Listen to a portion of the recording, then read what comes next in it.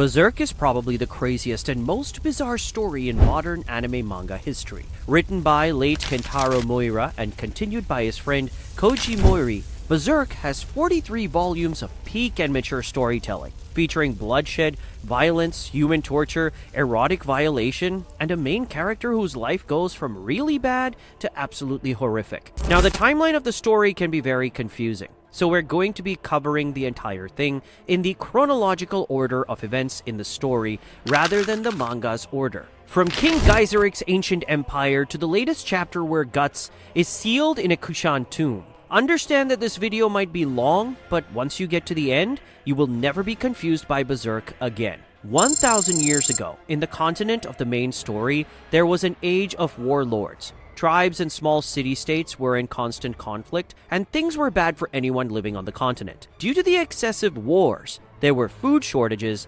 instability, and plagues. Everything changed when one man came and subjugated the entire kingdom, creating an empire that spread across the land. This man was known as the Supreme King Gaiseric. They say he was so good in battle that he could wear a helmet shaped in the form of a skull, and then take out all his enemies. He brought order to the chaotic continent, yet we cannot definitively say that he was a good king because not long after that, he made the people build him a city in the middle of the continent. This is the place that will later be known as Wyndham of Midland, because it's in the middle of many nations. They say King Gaiseric started putting a lot of taxes on his people to sustain his extravagant lifestyle, and it got so bad that God sent 5 angels to punish him with a storm of earthquakes and lightning, a great calamity. This calamity buried the kingdom deep underground, and there it stayed for 1,000 years. They say a sage was imprisoned in a place called the Tower of Conviction, and he besieged God to send his angels to punish the king for his sins. And that was what caused the Great Calamity. It's later revealed that this calamity was caused by the so-called 5 angels, and was actually caused by the God Hand, a group of demonic godlike beings that manipulate fate. And the calamity that happened to Gaiseric's kingdom was actually an eclipse, a ritual orchestrated by the God Hand to sacrifice human lives to create or empower a new member of the God Hand. According to lore, an eclipse happens every 216 years, and what's even crazier is that King Gaiseric is the man who would later be known as the Skull Knight, the chief adversary of the God Hand in the main story. But let's not get ahead of ourselves. A few members of the Gaiseric bloodline survived the calamity, and they later became the royal family of Midland. They managed to rebuild the kingdom over the coming centuries. The religion of the Holy See was formed sometime later, and their main monastery is the Tower of Conviction, which became a place where they commit all sorts of heinous acts and torture in the name of religion. They also create the city of Albion around the Tower of Conviction. Over the centuries, eclipses happen every 216 years after the last one, and a new member of the God Hand is added to the rank. Also, some humans sacrifice their humanity or something of great value to the God Hand. They use a magical object called a Beherit as the trigger. After the sacrifice, they become an apostle, which is basically just a powerful demon. Guys like Zodd, Wylad, and a few others become apostles. And the Skull Knight gets a powerful Berserker armor from his witch friend Flora to fight the God Hand. But bro had to return it because the armor was too powerful. Also around this time, the Kushan clan was exiled from the continent for political reasons. At about 70 BG, the nation of Tudor takes control of the midland fortress of Doldre, and this begins what would become the 100 Years' War between Tudor and Midland. The war has a lot of casualties, including a pregnant woman who gets hung on a tree and dies. Surprisingly, a baby falls out of her corpse. That baby is the protagonist of our story. The baby is discovered by Shisu, the lover of a mercenary leader called Gambino. Shisu adopts and names the baby Guts. I guess he's got a lot of guts to be born even after his mother died, and she raised him in the mercenary camp for 3 years until she died from a plague. Guts holds her hand as she dies. Gambino starts resenting Guts after Shisu dies. He sees the boy as a bad omen, but reluctantly trains the boy to fight. Guts gets his first taste of battle at the age of 9. Guts gets molested and violated by a man named Donovan from Gambino's camp. Apparently, Donovan paid Gambino 3 silver coins to have Guts for the night. Guts later kills Donovan with an arrow to the face, which is why I love Guts. Bro knows how to dish out justice even from a young age. Gambino loses his leg at some point, and he says goodbye to his mercenary days, and somehow he blames Guts for it. One night he attacks Guts in a drunken rage, and Guts is forced to kill his foster father. Guts flees the army and ends up as a child mercenary, going from battle to battle. Meanwhile, the King of Midland loses his wife and marries a foreigner. There's also the Van Diemen family, the richest noble family in all of Midland, led by Frederico Van Diemen. He has 3 sons fighting over who will succeed their father. Frederico also has a daughter named Farese, who likes to burn people alive, and an illegitimate son named Serpico. He gets really close to Farese despite her love for arson. Then there's the illustrious Griffith, a young man of humble beginnings who is in search of glory and his own kingdom. He establishes the Band of the Falcon, or the Band of Hawks, depending on the translation. Also, he owns a Beherit. Griffith rescues a young girl named Casca from a nobleman trying to assault her. She joins the Band of Falcons and dedicates her life to Griffith and his cause. Around this time, Griffith meets the nobleman Genon and seeks his financial assistance in turning his falcons into a more efficient military group. Lord Genon, on the other hand, was emphasizing that he wants to sleep with Griffith before he gives any kind of aid. Griffith agrees. Meanwhile, Guts is now a prisoner of war and befriends an older man named Martino. Martino escapes while Guts gets left behind. In his cell, Guts has his first encounter with a supernatural being via a flower spirit named Cheech. Cheech heals his injuries after Guts rescues her flower, which is tied to her life from a rat. Sadly, helping Guts was at the cost of her flower. The plant died not long after that. Guts fights the son of the nobleman in charge of his capture in a duel where everyone expects him to lose, and he holds the boy hostage. Martino returns in the heat of the altercation and rescues Guts. Guts places Cheech's flower in a large flower field. Not long after that, Guts joins an invading army to break down a fortress guarded by a famous soldier named Bazuso. Guts defeats Bazuso easily and gains the attention of the Band of Falcons. He beats a couple of their members until Griffith bests him in combat twice and makes him join the Band of Falcons. Griffith even gives him 10 men to command. Casca and Guts are always at odds with each other. By the way, she's fighting, but she's falling slowly. Guts' prowess in battle shines, and he and Griffith become good friends. And Griffith tells him his ambitions to get his own kingdom one day. Griffith even gets knighted, which is not a very common thing for someone who is not of noble birth. The Band of the Falcons faces Zodd, the Immortal, in the next battle they're given. Guts holds his own against Zodd, even when the man turns into a giant inhuman beast. Guts gets assisted by the Band of the Falcon, and when that happens, he sees Griffith's Beherit. And when he does, he tells Guts that when Griffith's ambition collapses, Guts will face his death. Then he leaves. The Band of the Falcon keeps growing in fame. Even the king's daughter, Charlotte, has the hots for Griffith. And this puts the minister Foss and the king's brother Julius against Griffith, resulting in an assassination attempt on Griffith's life during a hunting party. Griffith sends Guts to take out both Julius and his son Adonis, who is their heir to the throne of Midland. Guts does it because my man is loyal as hell. When Guts returns, he overhears a conversation between Griffith and Charlotte where he tells her that he doesn't see anyone in the Band of the Falcons as his friend. He says a friend is the one who can stand next to him as an equal. This makes Guts feel a type of way, but soon they have to go away for a battle against the Blue Whale Knights to weaken the nation. Casca gets overwhelmed in battle due to PMS. She falls off a cliff. Guts jumps after her, and they end up in a rainy forest. Guts gives her some skin-to-skin warmth in order to raise her temperature, and she tells him about how Griffith saved her from the noble and stuff, and why she serves him. After that, they run into some ops. Guts fights them down and tells Casca to escape. When she returns with backup, they find a lowly Guts above the corpse of 100 men. Hence, he was known as the 100-Man Slayer. This boy don't play. Eventually, the Band of Falcon launches an attack to take back Doltre, held by Lord Genon and the Purple Rhino Knights. Griffith and his men defeat the army and take back the fortress.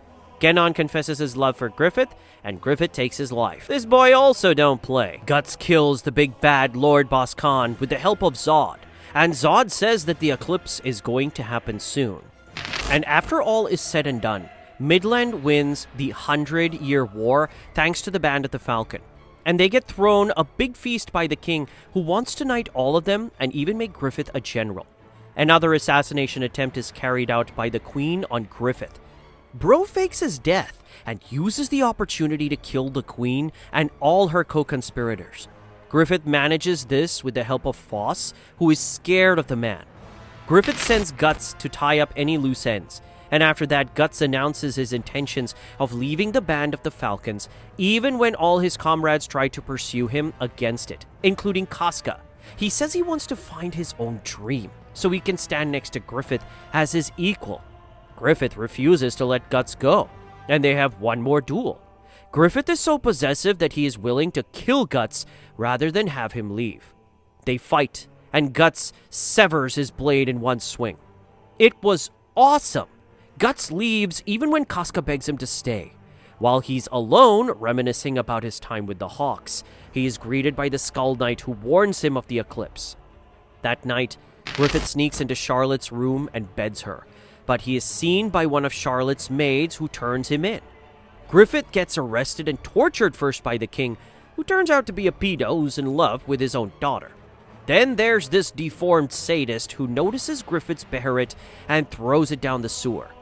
A year passes, and the band of Falcons almost gets wiped out. But Casca manages to lead them for a year, and things are not so good. Guts is chilling with a blacksmith named Godot, and his adopted daughter Erica, and Bro is learning how to be cool. He even enters a tournament and fights Sulat of the clan Bakiraka, which is a Kushan clan of assassins. Sulat is strong, but Guts makes light work of the dude. But here's where things get crazy. He reunites with the Hawks, and they tell him all that happened with Griffith and how Casca is overwhelmed with the burden of leadership. Guts goes to her. They have a back and forth, but eventually they make up, and they make out and have a night of passion. Guts tells her that she will help them get Griffith back, and then he would like to leave with Casca. A part of the group goes, and some are left behind, including Rickard.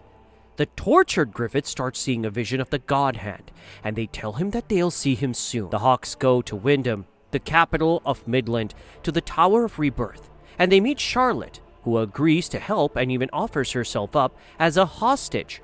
They go deep into the tower, and Charlotte tells them the story of Gaiseric and all that, and even see the bodies of Gaiseric's people below the tower. They all have an ominous mark on their heads. Meanwhile, Rickard and the rest of the band get attacked by demons. Rickard only survives because he was saved by the Skull Knight.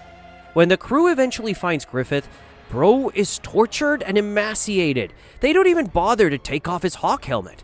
Guts picks him up, and Griffith immediately tries to strangle Guts, but Guts sees this as affection and hugs his friend. The deformed torturer tries to be sneaky. Guts kills him and all the surrounding guards. The king discovers their treachery and sends Bakiraka and the apostle Wild and his Black Dog Knights to intercept them. It was a fierce battle, but they managed to survive. Wild even tries to get Griffith to start the Eclipse, but he didn't have the Beherit. So Zodd steps in, kills Wild, and tells Griffith that the Beherit will come to him. Fast forward a bit, Griffith is now a shadow of his former self. Casca wants to stay by his side. The band wants Guts to lead, and Griffith starts having visions of himself chasing after his dream. He gets on a carriage and crashes in a particular wasteland. He tries to kill himself, and in the process, he finds his Beherit, and his despair and blood activate the Beherit. Just then, the rest of the Falcons show up.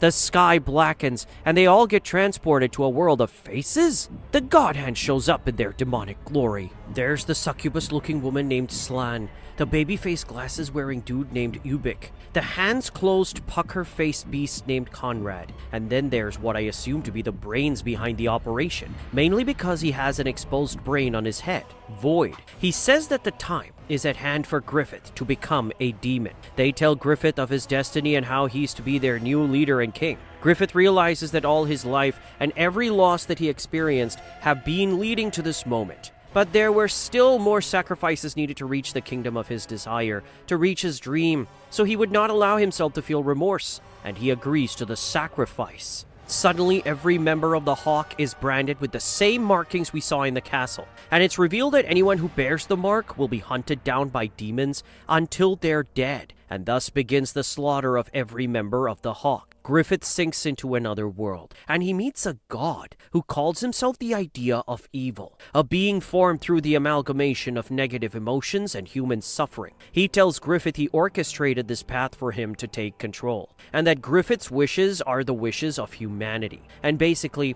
any path Griffith chooses to walk is the right path. Griffith uses the power of the Abyss to give himself the ideal body to achieve his dreams, and this results in his rebirth as Femto, the fifth member of the God Hand. Is he the thumb or the middle finger? Femto, or Griffith, rises in his new form. Guts and the other band members are fighting off the demons. They all die. What's left is Casca and Guts. Griffith grabs Casca and then violates her right in front of Guts, who chops off his own arm to get to them. But he's stopped by demons and he even loses an eye. Just when it seems like all is lost, the Skull Knight rushes into the scene. He had been battling Zodd the Immortal on the outside, and he scoops up Guts and Casca and flees. He takes them to Regent, who tends to their wounds, along with Godot and Erica. Guts wakes to find a mentally compromised Casca, now who has the mind of a child. Guts races out in anger and finds the Skull Knights, who tells them that the world has changed. He's now living in the in-between world of the human realm and the astral realm, the interstice. Guts in his rage declares war on the inhuman God Hand, and then he and Casca start getting attacked by demons. He rushes to Casca, and she painfully gives birth to a demonic baby, whom the Skull Knight tells Guts to kill, but Casca protects, and then the baby disappears. Guts later gets a new blade, which is the dragon-slaying blade Godot made. He also gets a prosthetic left arm with a cannon inside. He leaves Casca with Regent and goes on a new journey to find Griffith, killing any demon that stands in his way, which they do every night. Bro goes on an apostle-killing spree in hopes of one day reaching Griffith. He is soon known as the Black Swordsman. Meanwhile, at this time, Farese has set her father's house on fire in protest of an arranged marriage. The father sends her to a monastery of the Holy See, and there she finds her faith and becomes the new leader of the Holy Iron Chain Knights, with Serpico as her right-hand man. There, she burns heretics alive and even makes Serpico burn his own mother to prove his loyalty. They visit the site of the Eclipse, and Farese remarks on the coming of the fifth angel of darkness that will bring an age of darkness on the world. This brings us to the Age of Darkness and the Black Swordsman arc, which is set 2 years after the Eclipse. Regent has built the Hill of Swords to honor the memory of his fallen comrades. The armies of Midland are stretching thin, looking for Griffith. The king is still really mad about Griffith banging his daughter. Guts enters the town of Coca, ruled by an apostle named the Snake Baron, and rescues an imprisoned elf named Puck while fighting the Baron's men. Bro storms the Baron's compound and goes to town on the Baron. My man turns into a giant snake monster, and he's still no match for Guts. The Snake Baron has no idea how to reach the God Hand, so Guts kills him, and Puck becomes his new travel companion. Puck is funny and kinda naked, and his presence provides a balance with Guts' whole dark and gloomy vibe. Guts meets a father and daughter with a carriage who offer to give him a ride. He tells them he's cursed, but they don't listen. They get assaulted by demon skeletons, and both father and daughter die in the process. Guts literally laughs it off and says it's their fault for trying to help. That's just messed up. This is the new pattern for Guts, as the Black Swordsman, by the way.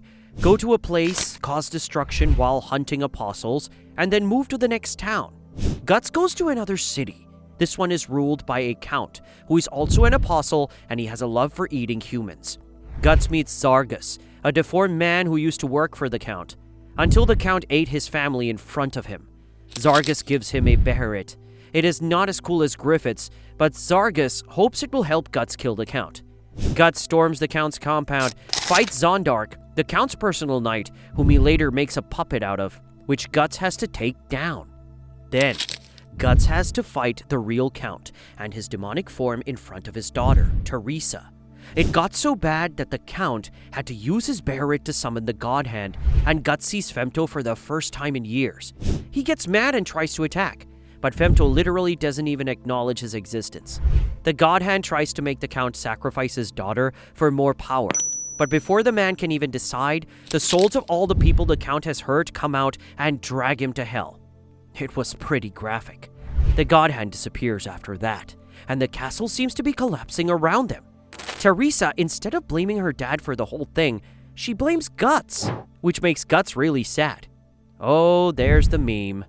Also, a young boy named Isidro runs away from home in hopes of becoming a great swordsman and warrior like the Band of the Falcon. Guts goes back to Godot's house and sees that the old blacksmith is bedridden.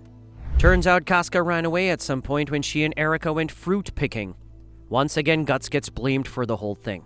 Rickard shows Guts the Hill of Swords.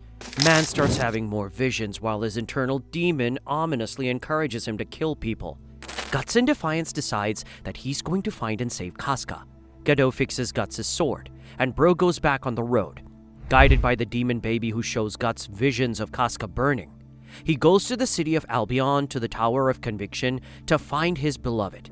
Meanwhile, Casca is now in the company of Luca, a refugee turned harlot, who does her best to keep Casca safe and starts calling her Elaine.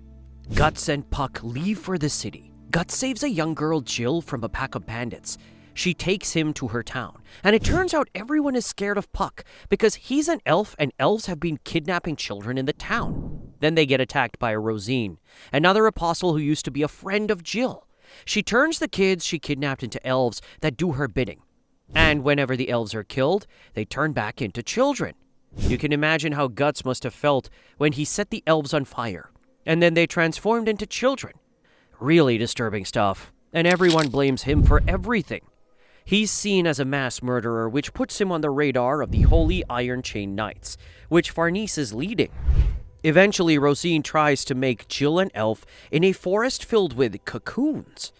Guts swoops in and sets the entire cocoon forest on fire, including himself. He fights Rosine, who transforms into her apostle form, and she's super fast and crazy. The battle is fierce, and Guts sees no other way, uses Jill as bait to get Rosine to slow down. He impales her as she flies into the air. Guts is now in what I can only consider to be a deranged state, and slices Rosine in two as he falls. What's left of the monster child remembers how she sacrificed her parents because she wanted to see real elves, and that ended up being a lie. Puck assures her that elves were real, and some of them have been in this forest at some point, which makes her kind of happy. Guts is still enraged and attempts to kill the girl, even with Jill pleading for him to stop. Guts is stopped by an arrow from Jill's father and the Holy Iron Chain Knights. They chase him and Jill out of the forest, and Rosine flies into nothingness. Jill tries to join Guts on his journey. Guts' mark starts to bleed, and they get attacked by demons, which Guts has to kill. Guts tells Jill that death and destruction are what's waiting for her if she joins, and bids her farewell. Guts' inner darkness starts to manifest like a dog-like monster that gives him sleepless nights. He also sees the ghost baby that Casca gave birth to a lot when he's alone. Bro's life is just messed up. A weakened Guts gets captured by the Iron Knights. Farese even tries to torture him. Puck sneaks the key to Guts' chains and frees him. Guts walks in on Farese torturing herself. Apparently, that's how she prays. Really weird. He kidnaps Farese and makes a run for it. Serpico is hot on their tail, but it's nighttime for Guts, so the demons come a-knockin'. The demons possess dogs around them, which spooks Farese. She's never seen real demons before. Guts tells her to stay close as he tries to fight them off. Farese tries to run away with the horse, but the horse has been possessed by demons, and now the horse also wants to violate her. What is it with demons and sexual assault in this story? Luckily, Guts saves her and kills every single demon around them in a fit of frenzied rage, because what almost happened to Farese reminds him of what was done to Casca. So the man is blind with rage and he almost takes out Farese in the process. Serpico catches up to them by morning, and Guts gives him Farese in return for his freedom. Farese realizes how useless she's been focusing on heretics and burning people in a bid for religious fanaticism when there's real evil at stake. The whole of Midland seems to be in turmoil. At this point, there's famine and bloodshed, and people are forced to flee their homes. Prophecies of a savior in the form of a white hawk start to circulate among the people. Zodd gets a visit from Femto and loses the ensuing fight. Bro even gets one of his horns chopped off. And just like that, Zodd the Immortal becomes the first servant of Griffith, and he is told of the coming of the Desired One in Albion. Guts sees the demon baby again, and this time it has Casca's face, and he repeats the prophecy of the Desired One to Guts. The King of Midland dies of an illness, and he blames Griffith for taking away Charlotte's love from him. The king's death creates an opportunity for the Kushans to invade Midland.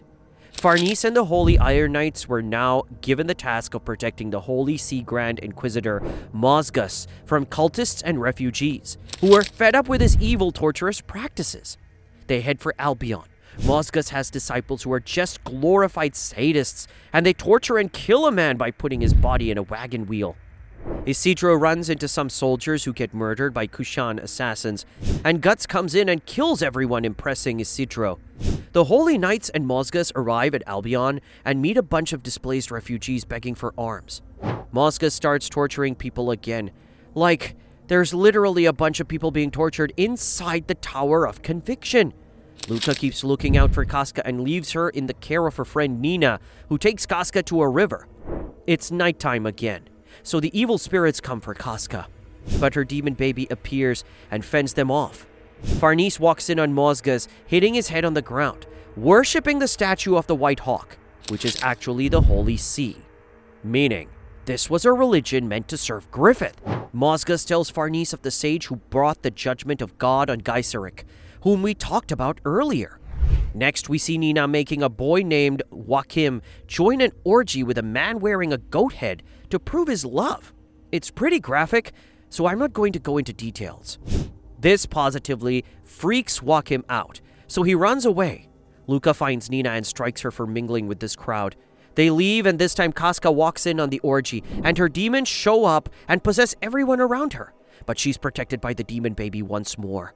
Guts is still on his way to Albion, and Isidro starts tailing him, and the two form an unlikely friendship. Guts gets attacked by demons possessing those who were tortured on wagon wheels. Guts tosses Isidro down a hill and meets up with the Skull Knight, who tells him about another kind of ritual where a member of the God Hand incarnates in the real world, and how it's similar to the Eclipse. He adds that this is going to put him and Casca in danger. Farese, on the other hand, starts feeling guilty for all the people she burned during her lifetime. Guts makes it to the city of Albion and stops a couple of knights from oppressing Luca and her friends. Luca takes Guts to see Casca in her tent, but when they get there, Nina has taken Casca away. They get adopted by the orgy cultist and taken to their cave. Isidro finds the cave and causes a distraction, as Casca's brand starts to bleed. The demon enters the cave to possess the cultist. Even their goat leader turns into a demon and tries to violate Casca. Guts swoops in and kills them. And then for the first time in years, Guts and Casca are reunited. And Guts has her escape with the rest while he kills the goat monster with an explosive. Meanwhile, the Iron Knights are being overrun by demon-possessed dead bodies, and Farese is nearing her limit. Guts is confronted by Serpico on a narrow cliff on his way back to Casca, and Serpico capitalizes on the cliff to take Guts down. They fight, and Guts manages to break his sword. And just as he's about to finish him off, Serpico runs away. Meanwhile, Isidro, Casca, and Nina are all ahead of Guts, and Isidro has that grand idea of lowering the girls to the ground with ropes. When he does, Nina and Casca run to Joachim, who is leading the Iron Knights to where the heretics are. He alerts the knights of Nina and Casca, and they both get arrested as heretics. Guts meets Isidro and is mad to find out that the kid lost Casca, and he goes after them. Meanwhile, an ominous shape watches them in the shadows. Casca and Nina get taken to Mosgus, who sees Casca's mark and thinks she's a witch, and tries to torture her, but the mark doesn't let him. Guts runs into Farese and forces her to reveal where Casca is. Luca and one of the knights she was shagging save Nina from her cell. Demons attack Mosgus because of Casca, and they possess the man and his disciples, and he attempts to burn Casca alive just as Guts rushes in. The Skull Knight saves Luca from falling as she attempts to escape with Nina. He tells the being in the shadow to reveal itself, and the being shows up as a life-sized Beherit that can talk. It's another apostle, and it describes itself as the egg of the perfect world, which will hatch and bring the desired one. Then it shows up as an even bigger egg and starts bringing monsters in that flow like a liquid. While Guts battles Mosgus' disciples, who have all been transformed into monsters, they're giving him a hard time. Fires begin around the camp and form the same mark that's on Guts' neck, meaning they're going to sacrifice everyone in the camp. We see members of the God Hand, except Griffith, all materialize through the spirits manifesting, and Mozgas prepares to burn Casca alive. The egg of the perfect world eats the demon baby and says, "Let us die together." Casca gets whisked to safety by Isidro, and Guts bursts through the crowd of monsters and gives a decisive blow to Mozgas. But the Grand Inquisitor isn't going to go down that easily, and transforms into a stone-armored form and screams, "Swift is heaven vengeance." Then he starts battling Guts by breathing fire on him. As they fight, the liquid monster mass starts to consume everyone in its path, and Nina falls from the tower and almost gets overrun by a stampede of people running away. But Lucas saves her. Guts throws Mozgas off the tower. And then the baby inside the egg starts to transform into the desired one. The Hawk of Light, the man, the myth, El Abuser, Griffith. Guts and his people manage to survive until morning by using fire, and the Kushans attack their group in search of someone called the Oracle of Light. The Skull Knight points to someone for Guts to see, and he sees Griffith, and Guts nearly loses his mind. But he has to protect Casca. Zodd even shows up and bows down to his new master. The Kushans try to attack Griffith, and Zodd obliterates them. And then he flies Griffith away. Farese denounces her faith and decides to follow Guts in his race against the darkness. Guts takes Casca back to Godot's place, where they meet Erica, who tells them that Godot has passed away. And she tells him that Rickard is talking to a silver-haired man at the Hill of Swords. Guts is once again enraged when he sees Griffith. He attacks his old friend. Rickard tries to stop him. Bro doesn't know what happened on the Eclipse. Guts is stopped by Zodd, and the two of them battle once more while Griffith explains that his vessel has bonded with what would be Casca and Guts' child. Does that mean that they're his parents? Griffith shields Casca as Zodd causes a lot of destruction. Then he instructs Zodd to stop fighting. And as they fly away, he reiterates that he wants to create his own kingdom. Guts tells Rickard everything, and then he decides to take Casca away from there. Puck tells him to take Casca to his homeland of Elfhelm, where they'll be safe. Meanwhile, Kushans launch an attack on a midland town, while a young girl named Sonia, who is kind of a seer and has mind powers, prophesizes the coming of the Hawk of Light. Griffith strolls into the town on a white horse and kills the general. Zodd kills the rest of the Kushan army. Griffith reforms the Band of the Falcons, and different apostles come to swear their allegiance to him. There's Locus, the Moonlight Knight, Rakshas, the Kushan exile, Grunbeld, and Irvine the Archer.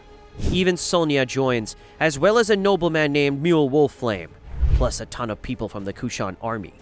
This whole process is watched by a witch named Shirake and her own elf, Ivalera. Shirake calls Griffith the Falcon of Darkness. Guts runs into Farese, Serpico, and Isidro, and lets them join his party so he can better protect Casca. They meet an old shepherd who tells them to head for the port city of Ritanus to get a ship that will take them to Elfhelm. He also tells them to beware of trolls. Farese and Casca almost get captured by trolls. Isidro manages to help them, but it's not enough. They're surrounded by trolls. Shirake, the witch from earlier, saves them with her magic. They meet a man named Morgan who is looking for the witch Flora to help him take care of the troll problem. They all head for the home of the witch Flora, and it turns out the witch's apprentice is Shirake, and she tries to chase them away with golems. But Guts and his crew manage to fight them off. Flora then asks Shirake to invite them into the mansion of the Spirit Tree. She tells Guts that she's been waiting for them and makes a deal with them to reduce the effects of their marks if they help Morgan with the troll problem. And they agree. She explains that the astral world is like the afterlife, and the interstice is like the world of ideas. And when you go further into the astral world, you will see heaven and hell. She advises Guts to let go of his malice and hints to Shirake that she might be joining Guts on this journey. Shirake draws some symbols around the mark on Guts and Casca's neck to stop the demons from hunting them. She gives the rest of the crew tools to aid them, like cloaks and weapons. Isidro gets a dagger with fire powers. They all head out to face the trolls. Then Flora meets up with the Skull Knight, and it seems like they know each other. Guts and his crew plus Shirake head for the Morgans' village. The people are hesitant to let Shirake help, but she helps anyway. She gives each member of Guts' party a strand of her hair, which will allow them to talk telepathically. The trolls attack the village, and Guts and Serpico fight them off while the villagers hide in a church. Shirake summons spirits to protect the village, and it works because of her connection to them. A large ogre shows up, and Guts has to fight it. A Kelpie shows up, and Serpico has to fight that as well, so that Shirake can finish placing her protection on the village. She dives deeper into the astral realm and manages to raise the water spirit to flood the village and chase all the monsters away. Farese and Casca fall into the water and get whisked away to a troll cave. Serpico is injured, so only Isidro, Guts, and Shirake go to rescue the girls. They start seeing monsters that shouldn't be showing face in the human world, and Shirake notes that the world is about to change, and it's all thanks to the arrival of Griffith. In the cave, the trolls are violating human women. Again with the violating. Guts swoops in and kills all the trolls and saves the day. But then the intestines of the trolls coalesce and form the body of Slan from the God Hand, and she starts fighting Guts. The Skull Knight shows up and tries to help. Guts strikes Slan, but the girl seems to enjoy pain, and even kisses Guts when he hurts her. Shirake tries to help with some magic. Slan disintegrates and the Skull Knight takes out a sword from inside of him, which is a weapon made of Beherits called the Sword of Actuation, and cuts a hole in reality that helps them escape. Everyone returns to Morgan's village, and Guts realizes that he now has companions he can rely on. In Flora's mansion, she marks a brand on an armor against the advice of the Skull Knight, and outside of the mansion, the protection of the forest seems to be breaking, and monsters are trying to attack. Guts is very weak from his battle, and when they arrive at the mansion, it's on fire. The apostles Zodd and Grunbeld come attacking. Guts tries to attack, but he's immediately overwhelmed by Grunbled and nearly loses his life. Zodd battles the Skull Knight for a rematch. Shirake gets a telepathic message from her master to seek out the Berserker Armor below the mansion. She leads the rest of the team there, and the armor is waiting for them. Guts receives a message to come to the basement. He runs there, and the crew helps him put on the armor. As soon as it's on, Guts experiences a burst of strength like never before. He charges Grunbled, and now he's on the offensive, to the point that Grunbled has to transform into a giant stone dragon. It's said that the Berserker Armor helps Guts to fight without the burden of pain and restrictions, but it fills him with insatiable bloodlust and anger, so he loses control of himself, feeding the darkness inside of him. Shirake has to go into the spirit realm to reassert Guts' soul in the armor, and that's how Guts is able to regain control. Shirake gets one final message from her master to go on her own path, and then holds off the apostles along with the Skull Knight. So Shirake leaves with her group as they make a way for Britannis. On the other side of things, the city of Wyndham is overrun by the Kushans, led by the Kushan Emperor Ganishka, who has taken Charlotte and the other nobles hostage in the Tower of Rebirth. We find Foss talking to some knights about the state of the city. The Apostle Locus arrives along with the Archer Irvine and tells them that the Falcon of Light is on his way to save the city. Ganishka, the Emperor of the Kushans, is behind this attack, and he berates Silat for not capturing Griffith. He's also intending to have his way with Charlotte, who still has memories of when her father tried to touch her. Ganishka's army is soon attacked by the new band of the Falcon. Ganishka also has his own demon warriors called the Darka, but they're no match for Locus and Irvine. Then Ganishka reveals that he is also an apostle by transforming into some kind of fire cloud monster. While he is attracted by the apostles, Griffith meets Charlotte in her room. He embraces her and then flies her and her bed away from Zodd. Then the band of the Falcons retreat, and it is then that Ganishka finds out that he's been tricked. Back with Guts and his new team, they get to a beach and Farese asks Shirake to teach her how to use magic. Shirake agrees but warns her of the risk.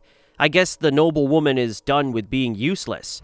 On the beach, Shirake mourns her master with Guts by her side. The Skull Knight shows up and warns Guts of the dangers of using the Berserker Armor. And that's when we find out that he was the former wielder of the armor, but it proved too dangerous, so he had to give it up. Then, the Skull Knight tells Guts that the King of Elfhelm will be able to recover Casca's memories, which makes Guts happy, but the Skull Knight tells him that things might not go as he intends with Casca. Casca finds a young boy at the beach and starts taking care of him like she's his mother.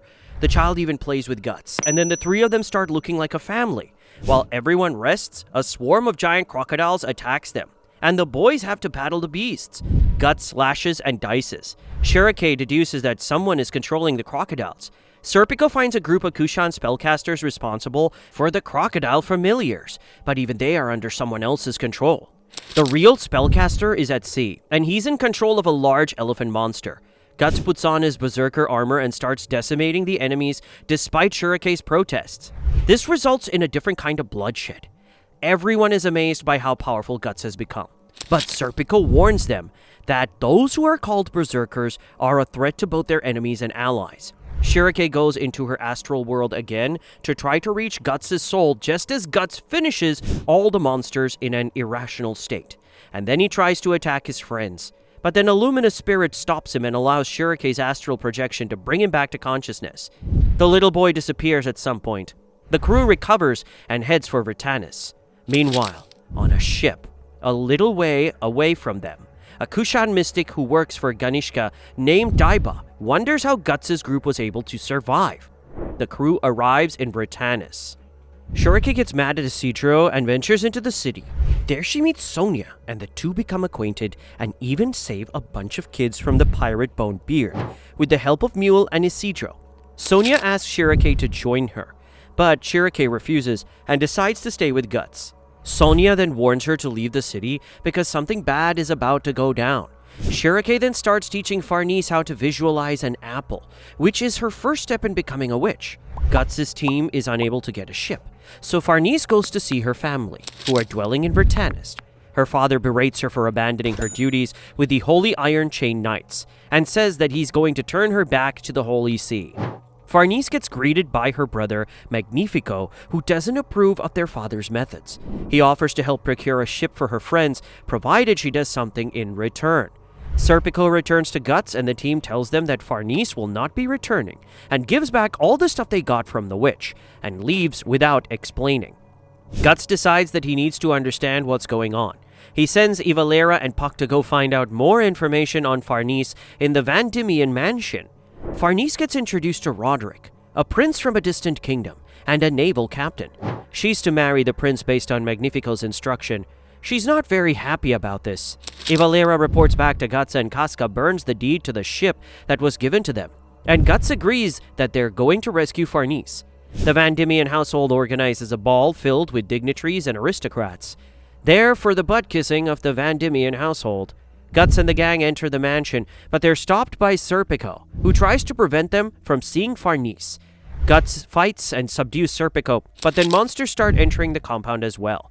The Van Diemen ball is interrupted by the emergence of tiger monsters that start killing people. Guts comes in the nick of time to slice the tiger. Farese tells Roderick to use a silver weapon to fight the beasts as more monsters show up. The crowd is happy that Guts is there, and Farese reunites with the crew, and she asks Guts to help save her family. Serpico kills the guys responsible for controlling the familiars, and it seems that the crisis is averted. But just then, Ganishka's massive head shows up and declares that they are all about to be destroyed as more monsters flood the city. Roderick offers his ship to Guts as an escape, and they all head for the ship, as Farese says goodbye to her father. Meanwhile, the highest-ranking holy man in the land, the Pope, gets a vision of a white hawk and, for the first time in his life, feels like he has gotten a divine revelation. Mule and Sonia come to see him, and they urge him to come see their leader, and he agrees. Guts and everyone moves through the city as more monsters from the Kushan show up and start killing people, including the big elephant-like monster Guts fought earlier called Makara. It's a mirage of sword and blood, and everyone is pushed to the max. But just when they think it's over, more of the Kushan monster soldiers show up, and Guts wants to use his Berserker armor to hold them off, so the guys can find another way to the port. Shirake disagrees and instead goes into the spirit realm and navigates through the flames of Purgatory, which was burning the city, and embodies the spirit of scorching flame and incinerates all the monsters. She passes out from the strain, and Guts carries her. But then more Makara show up, and Guts has no choice but to let the darkness take him as he puts on the Berserker armor. Shirake's astral projection holds on to Guts in the armor as Guts battles and kills all the Makara. But then Daiba shows up, and he's amazed that Guts managed to kill his Makara. And so the two start a battle to the death. Daiba is a mystic who controls magical beasts, and he summons one after the other to face Guts. Shirake's spirit aids Guts and helps him see past the beast of darkness influence, and now Guts can use the Berserker's armor without being consumed. It's a fierce battle. Guts asks for the help of his friends as they fight Daiba's forces. Daiba summons his most powerful beast, the Kundalini Serpent.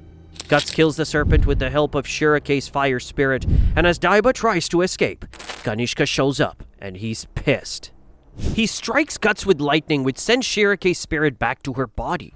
Ganishka asks Guts to join him in the fight against Griffith, but Guts refuses. Zodd shows up and attacks Ganishka, but the Apostle strikes the Immortal with lightning, so Zodd and Guts form an unlikely alliance and strike down Ganishka together, mortally wounding the Emperor in the head. The fight ends and Guts is injured, so Zodd leaves him alone. They will battle some other time. Guts and his team leave on a rowboat to Roderick's ship, the Seahorse. Guts looks back and sees Griffith on a hill as they sail away. Ganishka sends a fully armed battalion of 200,000 to the city and asks that the Holy Alliance of the Vatican in the city be annihilated, and the soldiers begin their massacre. But, while all hope seems lost, Griffith shows up. Irvine starts taking out soldiers with his arrows, and this starts to make Ganishka panic as Griffith shows up with the Band of the Falcon and attacks Ganishka's army. They slaughter thousands because Griffith has even more demons on his side. He enters Ganishka's mobile palace and stands face to face with the Emperor. Ganishka is overwhelmed by Griffith's presence and realizes just how inadequate he is. He tries to burn Griffith, but Griffith summons wind as his apostles break through Ganishka's palace. Ganishka falls to the floor. Griffith tells him to pull back for now, that their battle here will only end in a stalemate. He tells Ganishka that their final battle should be at the royal capital, which is Windham. Ganishka agrees, and the Kushans retreat. The people of Midland rejoice. Griffith parades in his majestic form to the awe of everyone. He announces himself as the commander of the Midland Liberation Army, and they're the only army left in Midland. The Van Diemen family and the other nobles question their legitimacy, but Princess Charlotte shows up and announces Griffith as her betrothed, as the commander of the armies of Midland. The nobles struggle with Griffith's legitimacy to lead, as this is no longer a regular war but a crusade between their religious order and the heathens. This is essentially a crusade, so religious wisdom is required. And in that moment, Mule and Sonia lead the Pope into their midst, and then the Pope comes out and declares that he has had a revelation and announces Griffith as their savior, the Hawk of Light, and everyone bows to him. You have to hand it to Griffith. Bro played his hand perfectly. The nobles bow as they gear up for the battle against Ganishka, who is currently occupying the royal capital. Meanwhile, Guts and his crew sail towards the Elfin Kingdom. They get acquainted with life at sea, and they get to know Roderick, and surprisingly, Magnifico is also there with them on the journey. Shirake teaches Farese astral projection, and she spies on Guts as he talks about what Casca means to him. She chooses not to listen any longer because she doesn't want to know, as she also has a thing for Guts. Life on the ship goes on, and Guts almost dies trying to save Casca, who's constantly putting herself in trouble. With Guts incapacitated, the ship gets attacked by Bonebeard and his pirate, and the Roderick mounts a counterattack and fights them off. Meanwhile, the darkness inside of Guts is still itching to do more damage, and it's just biding its time. Roderick gives Farese a pep talk telling her he's useful to Guts, since she's the one he trusts to protect the person that's most important to him. Back in Windham, the soldiers all sit trading stories about the rise of Griffith, and then the children of the village and their caregivers show up and tell the soldiers that the children all had the same dream. In the dream, they were told that in the morning sky, it would be blackened by a shadow. They're told that the people of Windham should flee the city before that. The knights are confused about how they're supposed to flee the city with the citizens when the city is overrun by monsters. The children respond that at some point in the night, a mist will blow into the city and kill all the monsters, and that's when they'll make a run for it. They add that after the sky blackens, the White Hawk will come, and he will clear away the darkness and bring the true dawn. Back in Britannis, Griffith and Charlotte get acquainted with the Pope, who tells them that he will perform their wedding soon, and after that, Griffith will be crowned King of Midland. But that will happen after Griffith takes back Windham. In the Tower of Rebirth, Ganishka stews and pouts about being beaten. He uses a man-made Beherit, or demonic womb, and sacrifices most of his soldiers and all the monsters in the city. But through the mist from his body, which turns them into dust, he uses their deaths to create a portal into the abyss of the astral realm and consumes a bunch of astral power. Bro is gearing up for a rematch of the ages, but that was a bad idea. You can't just consume that level of energy and hope that things will be cool. As the mist clears and all the monsters are gone, the knights that the children wore and gather all the Wyndham citizens, and they flee the capital wearing the uniform of the fallen Kushan soldiers. They make it out of the city with the help of Jairus, a Kushan warrior who is also part of the Band of the Falcon. They run into Silat and Bakiraka, and Jairus tells them that Griffith is going to usher in a new world. The citizens reunite with Griffith's army, and of course Griffith just sits and aura farms as Foss bows to him. Ganishka erupts from underground, but this time he's turned into a giant colossus big enough to block out the sky. He has taken too much power. Daiba, who somehow survived the mist, screams that Ganishka has become hell itself, and hell has overflowed into the real world. This tear in the city is felt by everyone in the world. The city gets destroyed and the remaining Kushan soldiers get trampled upon. The Pope tells everyone that Griffith will purify the darkness, so everyone starts shouting, "Hawk of Light!" Ganishka starts losing his sense of self. The power is too much for him. Daiba flies on his pterodactyl, and he notes the problem. The Emperor sees Griffith's light shining from a distance and releases fission beings to get him. Griffith orders demons to fight them. Everyone is amazed and questions Griffith's validity since he commands demons. Sonia speaks into everyone's mind and she motivates them. Then she charges the demons and almost dies. Irvine saves her life. Irvine is in his apostle form, which is like a reverse centaur. It's the front of him that's a wolf. Technically, it looks like his dong is a wolf, but Sonia sits on top of it. Something weird is going on here. I just can't put my finger on it. Griffith and his army launch their attack against him. Griffith climbs on Zodd, and the Apostle flies him to the top of Ganishka. Say what you want about Berserk, but this artwork is marvelous.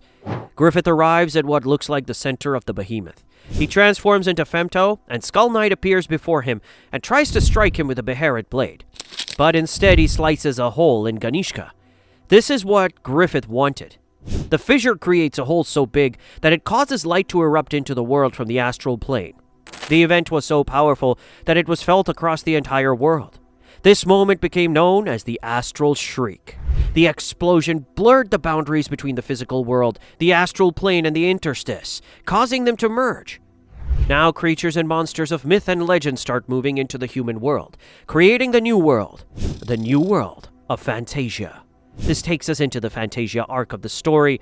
With this massive surge of astral energy now present in the world, Griffith gained the perfect opportunity to shape reality to his advantage. He used that power to raise the ancient city of Gaiseric that was buried underground, reforming it in his own image, and he called it Falconia. It's at this moment that I have to applaud this villain. Bro really thought out everything. It's crazy. As I said, the continent got overrun by monsters, and they started chasing and killing people from all over. Griffith ensured that Falconia would be the only true haven in a world overrun by monsters. He surrounded it with structures known as wing stones, which repel creatures from the astral realm. He also made the land around the city fertile and ideal for survival. As chaos spread across the world, and Guts and the others had no idea what was coming their way.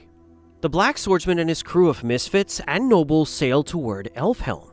We see Bonebeard and his crew getting attacked by monsters, and it's not clear what happened to them. That's when we find out they have been transformed into twisted abominations, and they set straight for Roderick's ship with malicious intent. Except this time, Guts is there to greet them. He tears through the warped pirates and sea spawn like he's chopping wet paper. Dragon Slayer cleaving limbs and torsos as if the armor is weightless. When he's carved an opening, Roderick fires the Seahorse's cannons and sends Bonebeard fleet to the bottom of the ocean. The Seahorse arrives, but not without scars. So they pull up to a nearby island to patch up the damage, all under the gaze of a strange girl silently watching from the shore. Naturally, Isidro and Puck sprint off to explore the moment they touch land. They stumble across a dark cave. An island girl warns them to go away, telling them a sea god sleeps inside. The rest of the group heads into the village, and something about the locals feels off. Shirake senses their weirdness, and she leaves to look for Isidro, who she finds with the island girl, who tells them her name is Isma. Isma explains that she's the daughter of a human father and a Marrow mother. Marrows are basically mermaids. She's never seen her mom, and she grew up being bullied by the villagers, and lost her father after he told her to stay on the island and wait for her mother's return. According to Isma, the sea god used to terrorize these waters until the marrow sealed it in the cave. But ever since the great astral upheaval that happened a while back, things have been changing. The villagers don't go out to sea anymore. They're hiding something. Back in the village, Guts casually throws a knife at a villager and exposes it as a grotesque sea anemone creature wearing human skin. And as you can imagine, another battle begins. These guys can't catch a break. Isidro, Shirake, and Isma race toward the chaos as Bonebeard and his now monstrous pirate crew show up for round 2. With the odds stacked, Guts pushes himself into the Berserker Armor once again, letting loose to protect everyone. What follows is a one-sided massacre. The armor takes over, and Guts rips through enemies in a frenzy, and bodies are flying in every direction. But as always, the downside hits. In that state, there are no allies. The dark spirit within the armor urges Guts to completely surrender. At the edge of the abyss, a childlike spirit appears before Guts, cutting through the madness. That small presence drags his consciousness back. Shirake rushes in, removes the helmet, and breaks the armor's hold. Guts returns to himself, exhausted but sane, and he quietly thanks her. Meanwhile, Casca, shaken and confused, wanders off and encounters the little boy she had seen on the beach once before. They cling to each other in a world-less embrace. Guts puts it together. That mysterious boy's spirit is what pulled him out of the Berserker's rage. So, who is this kid really? Shirake deduces that the source of all this corruption is the sea god sealed within the cave, warping the villagers and spawning the monsters. Isma was spared only because her marrow mother's protection still lingers over her. The group convinces Isma to abandon the island and come with them. As for the sea god, Guts decides to handle it personally. For him, slaying horrific beasts is basically a Tuesday. Shirake insists on going with him. She has Farese reinforce the seahorse with powerful wards to keep the crew safe. Farese, now much more confident with her magic, completes the spell and finally steps into her role as a fully fledged witch. Shirake then projects her astral form into the Berserker armor, latching onto it to restrain its frenzy from the inside. With that, she and Guts heads into the cave. Inside, they run into Bonebeard and what's left of his crew, and Guts barely glances at them. He drives straight into the gaping maw of the sea god itself, aiming for the heart. Bonebeard, not to be outdone, sends another wave of monsters to assault the seahorse. The ship is swarmed. Farnese's barriers strain and begin to crack under the sheer numbers, but the crew rallies, fights back, and eventually drives the creatures away. Deep inside the sea god, Guts finally locates its heart. It's a massive throbbing organ whose deafening pulse threatens to crush his mind and body by sound alone. As he presses forward, more spawn erupts from the walls, and the sea god's full form erupts out of the cave and into the ocean. The tremors send shockwaves to the surface. Isidro is thrown overboard, plummeting toward the sea. Without thinking, Isma dives after him. Underwater, she calls out her secret name and transforms into her true marrow form. A disembodied voice urges her on as she changes, and yes, her new form is so revealing, so we gotta blur it out. She saves Isidro, and soon a whole host of marrow appear, including Isma's mother. It's an emotional reunion in the middle of a crisis. The marrow swim with Isma toward the sea god, surrounding the monstrous entity. Inside, Guts has carved down most of the monsters, but the relentless heart is shredding what's left of his stamina. His body is on the verge of giving out. Then the marrow begin to sing. Their song washes through the water and into the sea god's body, muffling the heartbeat's lethal effect and restoring Guts' strength. With the brief window of clarity and power, he unleashes a final brutal strike on the heart, killing the Colossus from within. The sea god begins to sink, and a drained Guts ends up trapped in the collapsing, water-filled carcass. Shirake is separated from him and forced back to her body, leaving him to drown unless someone intervenes. The crew quickly enlists the help of the marrow, who dive in and pull Guts out of the dying monster's corpse. As thanks for defeating the sea god and freeing the island, the marrow escort the seahorse toward Elfhelm. Guts is recovering. The mysterious beach boy has vanished, and the sea is calm, at least for now. Shirake, connecting the dots, starts to suspect that this boy is no ordinary spirit, but an emissary tied to the king of the elves, quietly guiding them toward their destination. All the while, the Berserker armor is simmering in the background, watching and waiting, biding its time for the next chance to devour Guts completely. Back in Midland, things are so bad that even Rickard and Erica have to make a run for Griffith's new capital while fending off monsters with Rickard's gadgets. Apparently, bro is really good at inventing stuff. Irvine and some of the other knights save them from the monsters, and when Rickard tells them his name, one of the officers recognizes him as an original Falcon, which earns him an immediate escort to the shining city everyone's been talking about. Falconia itself looks like something out of a dream. It's got massive walls, advanced architecture, and a thriving population. As they move through the city, Rickard and Erica bump into Luca, who's working in the city's hospitality wing, managing people and keeping spirits up. There's also a shabby hooded stable hand looking after horses who seems suspiciously knowledgeable. The Apostle Locus takes it upon himself to give Rickard a tour. He shows him the engineering marvels, the orderly streets, and then the unsettling part.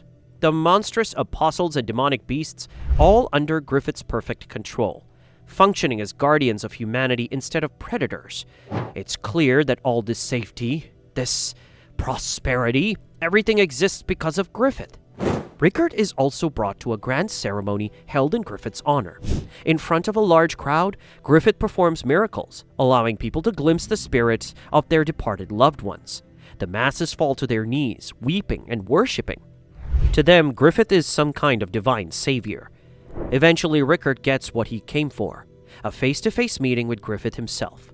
The man who once led a ragtag band of mercenaries now stands like an untouchable holy figure. Griffith calmly asks Rickard if he will stand by his side in this new age. Rickard steps forward and slaps him across the face. Bro did not come to play. All the other apostles are ready to scrap, but Griffith makes them stop.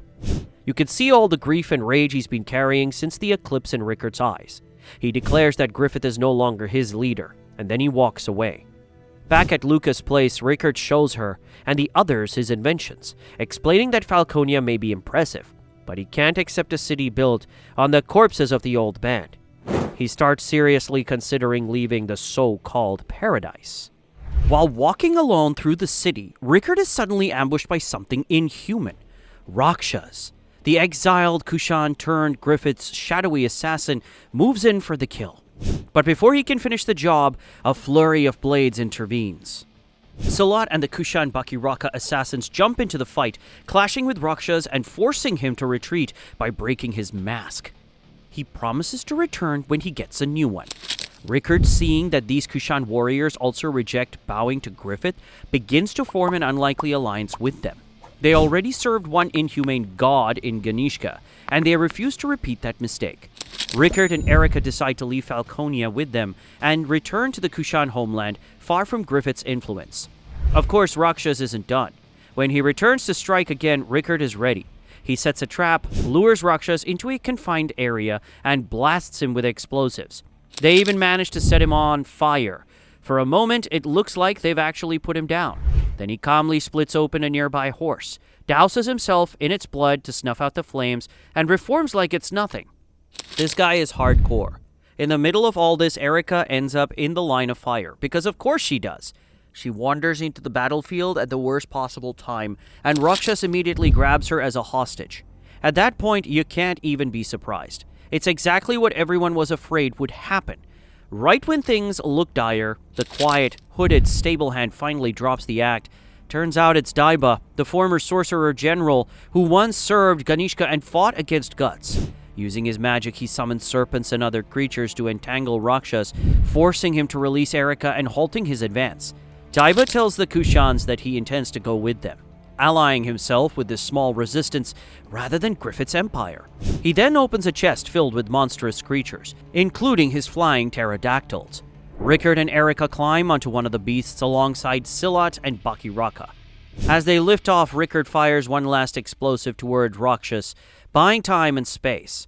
With that, they tear away from Falconia's skies, leaving Griffith's shining utopia behind and heading toward an uncertain future. One that, at the very least, is their own choice. Back at sea, Guts and his ragtag crew finally reach their destination, Elf Island, a place where time itself plays by different rules and flows faster than in the outside world. They barely set foot on land before they're ambushed in a pumpkin field by the island's residents. It's a bunch of witches and magic users who treat intruders like target practice instead of guests. The scuffle quickly escalates. spells and weapons flying until the pumpkin patch goes up in flames, before things get completely out of hand. An older mage named Gedfring steps in, quenches the fire with powerful magic, and calmly reveals that he's been expecting them.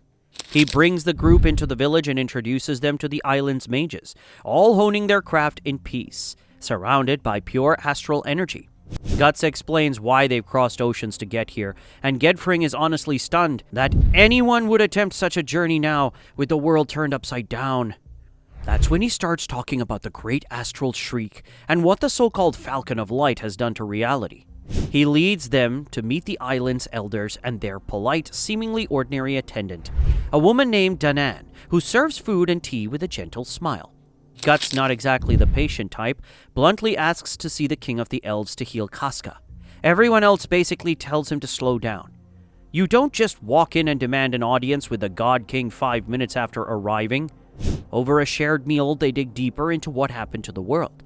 Gedfring explains how Griffith harnessed the surge of astral power to create the gigantic world tree. Its branches pierce both the physical and astral realms, acting as a bridge that spans the entire globe. Guts lays out what he knows of Griffith's obsession with building his own nation and how Falconia has become one of the only truly safe places left. The crazy part is Griffith might be planning to make it the only sanctuary, the single and only safe place in a world full of monsters. Eventually, the group is guided to Elfhelm, the heart of the island, where elves and other fantastical beings live. After some classic puck antics and fairy chaos, the mysterious Flower Storm King finally steps forward. Except, it isn't some towering distant god. It's Danan, the serving girl from before. She reveals herself as the Flower Storm King and agrees to help restore Casca's mind using a ritual called the Passage of Dreams. But she can't do it alone. She needs Farese and Cherokee to enter Casca's inner world and piece her back together. So the three of them prepare for a magical inception. Cherokee guides Farese, and together they dive into Casca's mind. The first layer they encounter looks like a flat 2D picture book, which I suppose is obvious given how Casca's consciousness is basically that of a child. They push deeper and emerge into a bleak, ruined wasteland. There they see a battered dog dragging a coffin while swarms of dark spirits attack it from all sides. Cherokee realizes that the dog is Guts, or rather a mental stand-in for him. It's missing a limb, marked by the brand, and stubbornly pulling the coffin, no matter how much pain it endures. Inside the coffin, they find a broken doll containing a tiny version of Casca. This doll is what remains of her psyche. As the dog trudges through the wasteland, fragments of Casca's memories appear and play out like scenes. Each time a memory ends, it condenses into a shard. The dog opens the coffin and attaches a new fragment to the doll's body. Cherokee and Farese understand their job is to help collect all of Casca's scattered memories and restore them to the doll. Only then can Casca become whole again. The only problem is that those shadow demons keep attacking. So Cherokee and Farese take on the role of defenders, shielding Dog Guts as he drags the coffin and retrieves each memory fragment. Their journey through Casca's inner world leads them to increasingly hostile regions, with more twisted manifestations of her trauma.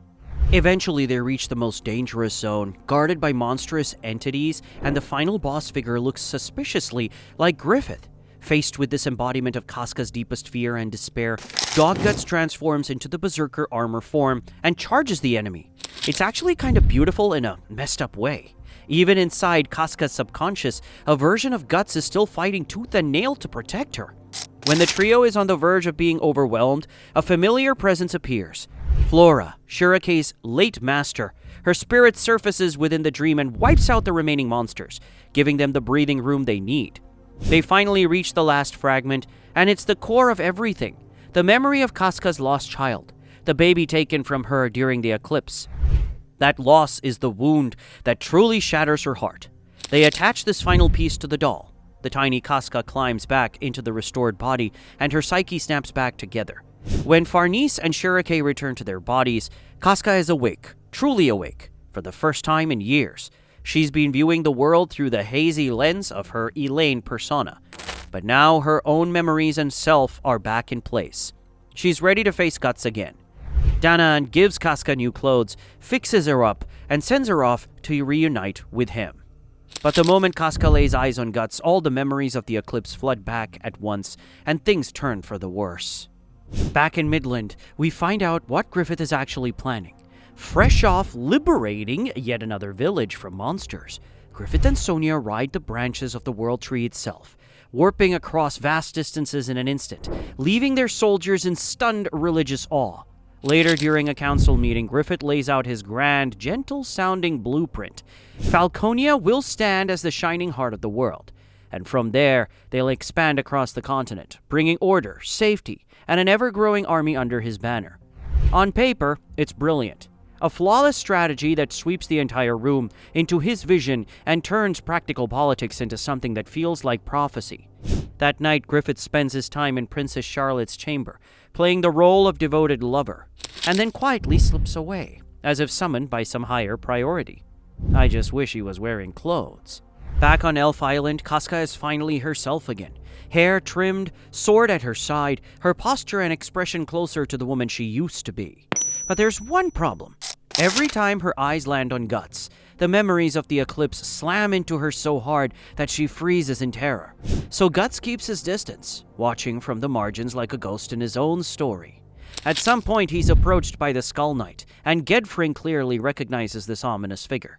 Together, they descend to the depths of the island to meet a dwarf craftsman, the one who forged both Guts' Berserker armor, which the Skull Knight used to wear. And it turns out some of the Skull Knight's memories slipped into the armor. The dwarf puts Guts into a trance, and Guts is forced to witness glimpses of the Skull Knight's past, a tragic story of a king who lost his beloved to the machinations of the God Hand. In those visions, Guts notices that the woman at the center of the tragedy looks a lot like Danan. That is how we know that Skull Knight was actually King Gaiseric, and we start to get an idea of why he really hates the God Hand. That same night, the mysterious boy from the beach shows up again, clinging to Guts with childlike affection. Guts brings him inside, and the boy reunited with Casca, who clearly recognizes him on some instinctive level. Shirake, suspicious but cautious, asks Danan if this child really is some sort of emissary from her. Danan says no, that she isn't her agent, but she doesn't sense any malice from him either. So for the moment, everyone decides to accept his presence. This time, the boy doesn't vanish right away. He sticks close to both Guts and Casca, spending quiet, almost domestic moments with them. It becomes increasingly obvious that he feels like their child, like the echo of a family that never got to exist. One night, Casca dreams of holding her stillborn baby, cradling that loss all over again. When she wakes, she sees Guts outside, staring at the boy. And then right in front of them, the boy changes. His small frame twists and reshapes, and they see who he really is. Griffith. Yeah, that's the reveal. Guts snaps. He launches himself at Griffith, swinging with everything he has, but every attack passes right through him as if Griffith's body is nothing but light and air. Casca catches sight of Griffith and is slammed by a tidal wave of trauma. She collapses under the weight of it. Griffith calls in reinforcements, Zodd the Immortal, and a grotesque shifting mass that turns anything it touches into nothing. Even the Skull Knight steps in and attacks, but his efforts barely slow the destruction. In the chaos, Griffith takes Casca and ascends into the sky, while the blob-like entity tears through Elf Island itself. Guts can only watch as Griffith flies away with the woman he crossed the world to save, and the island is torn apart around him. He screams and weeps, powerless. The survivors scramble onto the seahorse, battered but alive. Most of the witches, crew members, and key allies manage to escape. As for the elves and other magical beings, Danan makes a hard decision. Elf Island and its astral folk can't remain in the world as it is now. One by one, the fairies, elves, and other creatures vanish, including Isma. Puck is the exception. He stays. The crew boards the seahorse in a heavy silence. Guts isolates himself in the ship's wine cellar, sitting alone with his rage and grief. He isn't just mourning Casca's abduction. He's mourning the collapse of the one thing that has never failed him, his sword. For the first time, his strength meant nothing. His blade couldn't even touch the man he hates most. Guts' fighting spirit snaps. After everything he endured, every step of this journey, it feels like it was all for nothing. Friggin' Griffith actually managed to do it. He didn't just steal Guts' woman and his future. He stole his will to fight. Griffith carries Casca back to Falconia along the branches of the World Tree, gliding through the sky, while Sonia and the other apostles wait for him at the edge of the city. He arrives with Casca in his arms and calmly orders his commanders to get ready for war. Casca wakes up in the capital surrounded by luxury. Some attendants wash, dress, and pamper her like a noble woman. But every door she pushes is locked.